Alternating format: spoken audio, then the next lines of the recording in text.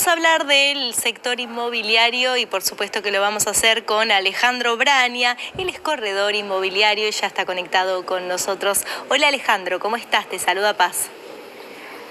Hola Paz, ¿cómo estás? Muchas gracias por el espacio y a tu disposición. Bien, muy bien. Gracias por estar conectado con nosotros. Bueno, ¿qué datos tenemos en relación a la compra-venta? ¿Se registra una suba en este último tiempo?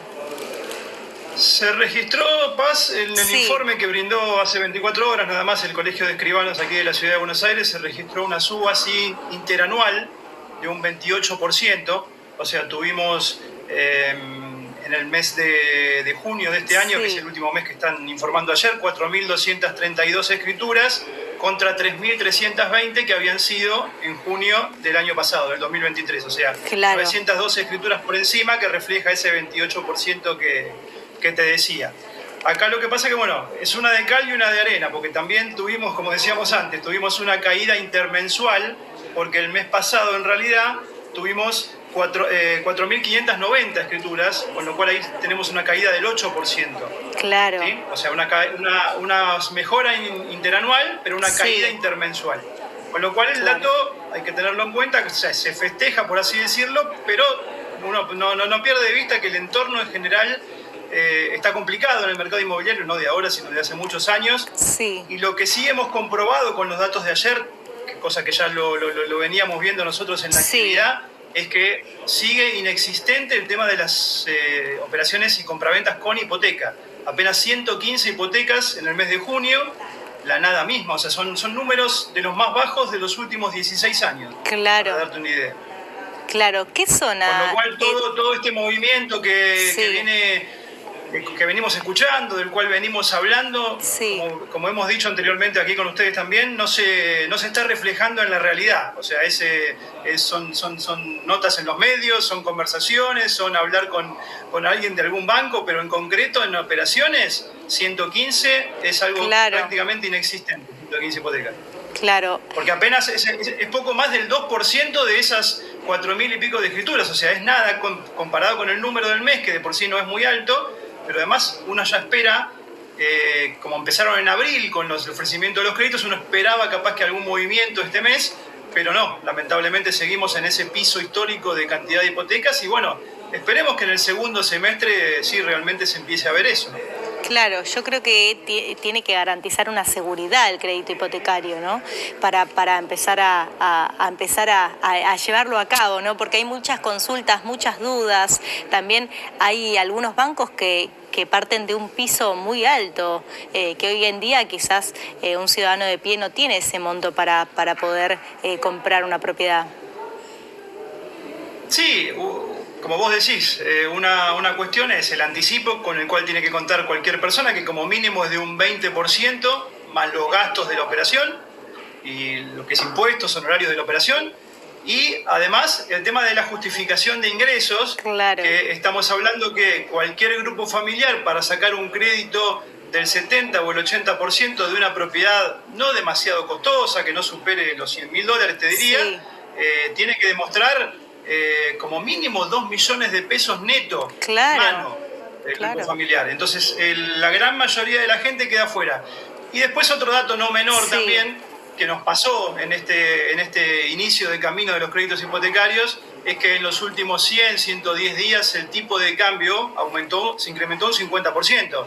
O sea, nosotros al principio de abril teníamos un tipo de cambio de 985 pesos el dólar, y hoy estamos hablando de prácticamente 1.500. Entonces, las cuentas cambian por completo, porque los créditos en realidad no son ni en pesos ni en dólares, son en UVA, que es una unidad de moneda, una unidad de cuenta, pero en definitiva todas las cuentas que uno hace son en pesos. Con lo cual, la propiedad y el mercado inmobiliario hace montones de años, más de 40 años, están en dólares. Con lo cual, ese desfasaje es como se desencaja la operación, y ni hablar cuando pasan 2 o 3 meses en el periodo de que vos reservás una propiedad hasta que llegás a la escritura. Entonces, esas dos cuestiones de los ingresos que tiene que justificar, aunque sea un grupo familiar, hoy hablar de 2,5 millones, 2,300,000 en mano es muchísimo, la gran mayoría de la gente no queda. Y después, este salto que hubo del tipo de cambio, son dos cuestiones que han, creo yo, frenado este envión que teníamos, que fue toda una alegría volver a hablar de créditos hipotecarios realmente después de 6 años de no contar con esa herramienta, ¿no? Claro, totalmente, Alejandro.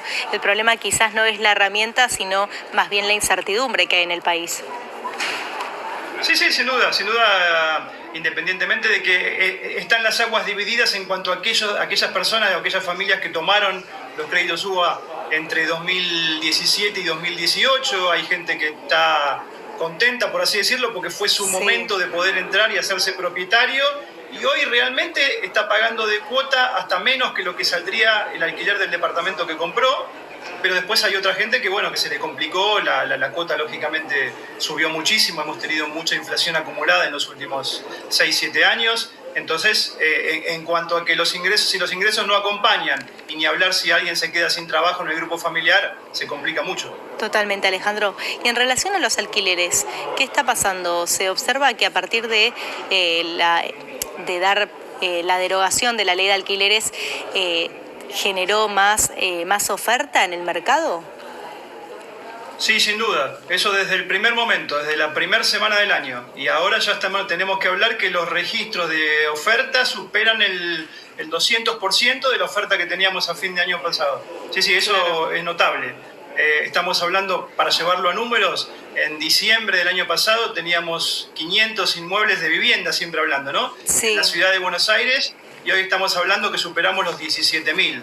Claro. O sea, es el día y la noche. No, ha cambiado por completo. Eso es bueno, sin duda, para los inquilinos, porque hace bajar también los valores, porque al haber tanta oferta, en aquel momento, en diciembre, con 500 propiedades en alquiler, cualquiera pedía cualquier cosa y en definitiva lo terminaba alquilando, por más que uno dijera qué barbaridad lo que está pidiendo. Bueno, pero había poco, claro.